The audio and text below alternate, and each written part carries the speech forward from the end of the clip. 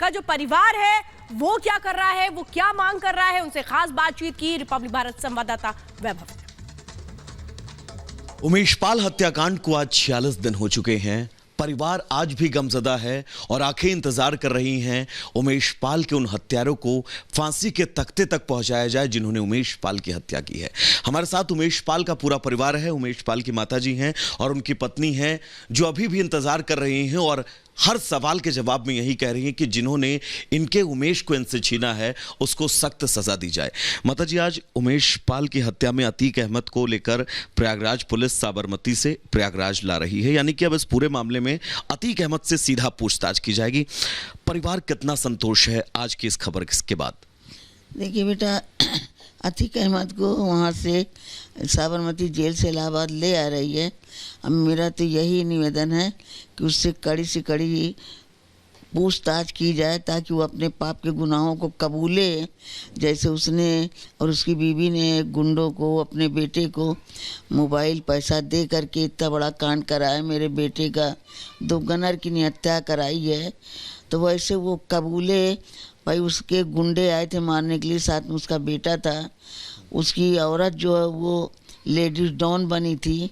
अतीक ने वहाँ से जितना कहा उतना उसकी बीवी ने यहाँ किया। तो मेरा तो यही कहना है कि उससे जितना कड़ी से कड़ी पूछताछ की जाए उतना अच्छा है। और मेरे आत्मा में अभी संतुष्टि नहीं हो रही, जो गुंडे मार करके मेरे बेटे को भागे हैं, जाने कहाँ लुके छुपे हैं, वो अतीक से पूछा जाए, उसको हर चीज़ पता है वो बताए, और मेरे बेटे के कातिलों को उनको भी काउंटर किया जाए, तब ये है कि मेरे आत्मा को संतुष्टि मिलेगी। बहन, एक सवाल मैं आपसे करना चाहूँगा। उमेश पाल अपहरण में अतीक अहमद को उम्र कैद की सज़ा हुई है, उसके बाद भी आप लोगों की ये मांग थी और ये कहना था कि जेल के अंदर से जैसे उसने उमेश पाल की हत्या करवाई है वैसे ही परिवार को खतरा है। अब उमेश पाल हत्याकांड में अतीक अहमद से एक बार फिर से पूछताछ की जाएगी। मांगे आप लोगों की क्या है? मांग वही रहेगी कि इन्हें भी, मैं जैसे मेरे आदमी की इन्होंने हत्या कराई है, मैं भी मांग यही करूँगी कि इनको भी इनकाउंटर कराया जाए, क्योंकि अगर ये जिंदा रहेंगे तो इनका साम्राज्य आज नहीं फिर कल से पनपेगा।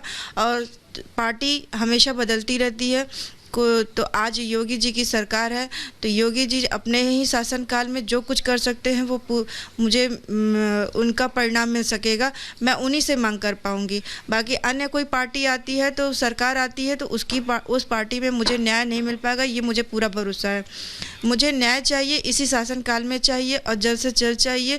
जो ये पूछताछ लाई जा रही है, इन्हें कड़ी तरीके से पूछताछ करी जाए, क्यों उन्होंने हत्या करवाई, किस कारण से हत्या करवाई। अपहरण कराया था तो अपहरण के नाते से आप बातचीत करते, जो आपने हत्या कराई ये हत्या क्यों कराई आपने अपने बच्चे को लॉन्च किया, अपने बीवी को लॉन्च किया, अपने गुर्गों को लॉन्च किया, आपने पैसा दिया, मोबाइल दिया, अन्य चीज़ें सब कर करके रैकिंग करवाई, ये क्यों करवाया? उस आदमी ने तो सिर्फ कलम से लड़ाई की थी, तो कलम से ही लड़ाई करनी चाहिए थी, ना कि गुंडे और गोली और बम से बम। मैंने एक सवाल मैं और ऐड करूंगा इसमें। अतीक अहमद ने अपनी पत्नी शाइस्ता परवीन से इस हत्या के बाद बातचीत भी की थी और ये कहा था कि 18 साल बाद अब मैं चैन की नींद सोया हूँ। तो एकदम सो जाए ना, बिल्कुल सो जाए। चैन की नींद क्या, वो एकदम सो जाए, जैसे मेरे आदमी को सुलाया वैसे खुद को सो जाए, वो सोए, उसका पूरा परिवार सो जाए। हम तो ये मांग करेंगे अब। बिल्कुल, आपके दर्द और आपकी इस भावना को बहुत अच्छे से मैं समझ सकता हूँ। माताजी, आज जब अतीक अहमद को साबरमती जेल के बाहर पुलिस वैन में, जेल वैन में रखा जा रहा था, तब उसने कहा कि उसे यूपी पुलिस की कहीं ना कहीं से भरोसा नहीं है, उसे उत्तर प्रदेश पुलिस पर, और नियत पर शक जताया है यूपी पुलिस की। जैसा चोर को चोर ही नज़र आता है, जैसे वो नियतखोर है और पहले से सारी जनता के साथ उसने अंधविश्वास का काम किया है, तो वैसे आज उसको शक हो रहा है कि मेरे ऊपर पुलिस गलत एक्शन ले सकती है, पुलिस पे उसको भरोसा नहीं। बाकी उसके ऊपर जो है तो वहाँ से सुरक्षा से पहले भी लाए थे, पहले भी पहुँचा दिए, अब ला रहे हैं, तो जो कानूनी कार्रवाई होगी उस कानूनी कार्रवाई के हिसाब से उसको सज़ा मिलेगी। और डर क्यों रहा है? माताजी, अतीक अहमद को अब प्रयागराज एक बार फिर से इस पूरे मामले में पूछताछ के लिए लाया जा रहा है। आज इस वारदात को 46 दिन हो चुके हैं। अब तक जो भी कार्रवाई सरकार की तरफ से की गई, 2 लोग एनकाउंटर में मारे गए, कई मकानों को जमींदोज किया गया, अतीक अहमद का पूरा परिवार फरार है। अब तक इस कार्रवाई से परिवार कितना संतुष्ट है? देखिए उसका परिवार, मकान तोड़ा गया, परिवार जहाँ तहाँ बिखर रहा। ये समझिए कि मेरे बेटे को जैसे उसने मौत के घाट पहुँचाया, मेरा परिवार इस समय रो रो के बिलक बिलक के इधर उधर बिखर रहा है। और उसके तो पूरे गुंडे वो जिंदे हैं, तो कम से कम गली गली भाग रहे हैं। इतना तो एहसास हो रहा है कि एक निर्दोष को हत्या कराने पे हमारी ये दशा है। अगर हम भी, हमारे घर से कोई मारा जाएगा तब किस तरह बिलक के रोएंगे। इसीलिए मेरा कहना है कि मेरे बेटे के हत्यारे जो भागे हैं मिले, इनको काउंटर किया जाए। मैंने एक सवाल मैं आपसे करूंगा, गाड़ी पलटने का डर अतीक अहमद को पहले बार भी था, इस बार भी डर है, और अतीक अहमद ने कहा भी था कि कोर्ट के कंधे पर बंदूक रख के मुझे मारना चाहते हैं। गाड़ी पलटने को लेकर परिवार का रिएक्शन क्या है? अगर ये पलटने वाली बात है तो संभवतः कुछ भी हो सकता है, लेकिन मैं सिर्फ यही मांग करूंगी, क्योंकि इन्होंने जिस तरह से आदमी की हत्या करवाई, मेरे आदमी की हत्या करवाई इन्होंने, ये ठीक नहीं था और इन्हें डरना नहीं चाहिए, क्योंकि इन्होंने जो कार्य किया है ये बहुत ही गंदा, बहुत ही भद्दा है।